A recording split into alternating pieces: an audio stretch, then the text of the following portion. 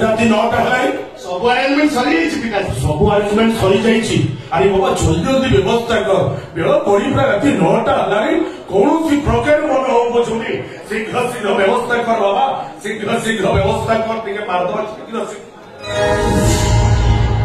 आज royal challenge special चाकना T आनी पार्लुनी पिताजी ओ माता श्री को कहली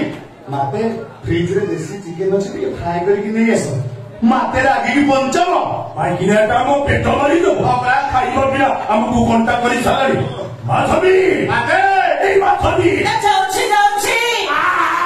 आगे तो कंचे जीवी संध्या तो चलছে मनीष भोकर मरण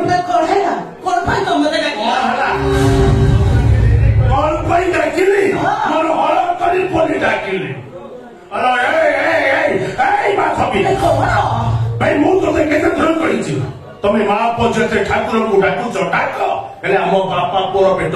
मारिबु बे संध्या बेलु राति 9टा पर्यंत गोटे बारा चलिछि तू को जानिबु संध्या 7टा हेले हम बाप पोर भीतर टिके क्लास चले बोली आज भागवत गोसाईर जन्मदिन हिंदू पूर्णिमा एते बड़ दिन रे मद मास न खाइले चलिबनी ए माधवी